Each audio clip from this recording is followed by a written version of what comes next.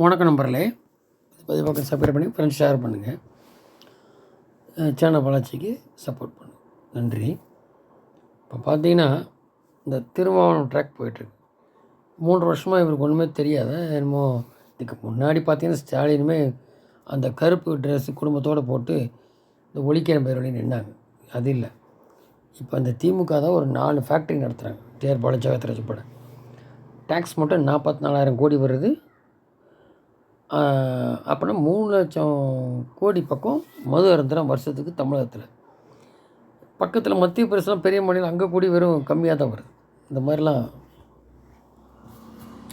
அவங்களே அரண்டு போகிற அளவுக்கு மது இருக்குது. இவர் மாநாடு நடத்தும் போது அவருக்கு பிடிக்கலன்னு எடுத்துகிட்டு போக முடியாது. முதலுக்கு பிடிக்காது ஏன் வச்சுட்ருக்கீங்க? அவர் எதிர்க்கட்சிக்கும் பண்ணார். இப்போ பிடிக்கலன்னு அந்த சாராய அமைச்சர் முத்துசாமி சொல்கிறாரு. அப்போ வேண்டாம்னு இது பண்ண முடியாது. அப்படி எதுக்கு கஷ்டப்பட்டு குடிக்க வைக்கிறீங்க?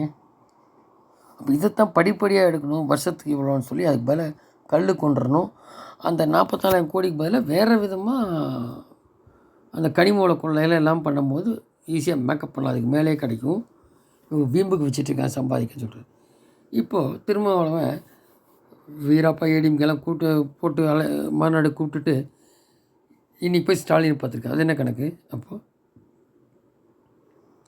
அப்போ கூட்டணியில் சீட்டு பேரம் பேசுகிறதுக்கா? எந்தவித மக்களும் அக்கறையில் அந்த கள்ளச்சாராயம் உட்பட மித்து அந்த பெட்டாமீன் அந்த இது ஜாப்பிரசாதிக்கலாம். இதுதானே ஆட்சி அரசாங்கம். திமுகவுடைய லட்சணம் இதில் தான் இருக்குது. இதில் இவர் மாநாடு போடுறான். எல்லோரும் வாங்க அப்படி இப்படின்னு. அது இத்தனை நாள் கழிச்சு 3 வருஷம் கழிச்சு ஏதோ கோரிக்கை வச்சுருக்காரு பெருசாக. அது ஆகலைம்போது பயமுறுத்தலைன்னு சொல்கிறாரு. தெரியல. அவங்களுக்கு எப்படியும் கூட்டணி தேவை. அதனால் குழுத்து வச்சு பேசுகிறாரு. சரி, இது சாக்கிட்டு எடப்பாடிக்கு வெளியில் வந்துடுவாங்க காங்கிரஸ் ஆகுதுன்னு அவர் நப்பாசியில் பாசப்பட்டார். அது வழியில் போய் பார்த்துட்டு அப்படி. சரி, அண்ணாமலை தான் இங்கே இல்லையே, எப்படியாவது எப்படி இவங்கெல்லாம் போய் பதவிக்கு ஆசைப்பட்டு போய் இப்போ தமிழிசையெல்லாம் பார்த்து ஒன்றும் வேலை நடக்கலைல்ல. வச்சுராஜா அந்த மாதிரி போய் வாசன் மூலியமாக அவர் கூட்டம் இருக்கார். போய் பார்த்து எதாவது நடக்கணும்னு பார்த்தா இப்போதைக்கு இல்லை அப்படிங்கிறது அண்ணாமலை அங்கேருந்து கொடுத்துட்டாரு. அப்போது இவங்களுக்கு இது இல்லைன்னு போது ஒன்றா ஏற்கனவே பார்லிமெண்ட்டில் கீழ் லெவலில் போயாச்சு. இன்னும் அதான பாதாளத்துக்கு போயிடும். அன்றைக்கி 43% இருந்த கட்சி இன்றைக்கி 20% கூட இல்லை ஏடிஎம்கே. அது 3% ஏதோ அந்த விஜயகாந்த் இறந்தனால வந்த ஓட்டு. அது இல்லைன்னா அதுவும் இல்லை. 15% கட்சியாக நல்லா தெரியும் எடப்பாடி. ஸோ இன்னும் எக்ஸ்போஸ் ஆகக்கூடாது அப்படிங்கிறதுனால அவர் வழியில் அந்த கூட்டணி உடையிலனா ஜெயிச்ச கூட்டணி எப்போவுமே இப்போதைக்கு ஜெயிக்கிற முடிவு இருந்துட்டு தான் இருக்கும். அந்த மாதிரி இருக்கும்போது இப்போ இந்த கூட்டணியோட ஏதாவது 1 to 1 எல்லாம் சேர்ந்து சீமான் உட்பட எல்லாம் சேர்ந்து பண்ணால் தான், ஒருமித்து பண்ணால் தான் அந்த அறுவடை பண்ணி திமுகவை அறவே நீக்க முடியும் காலகாலத்துக்கு. இல்லை இந்த தடவை எடப்பாடி விட்டோம் அப்படின்னா அப்புறம் ஏடிஎம்கே எந்திரிக்கதே கஷ்டம். அது தெரிஞ்சால் பேசினார்.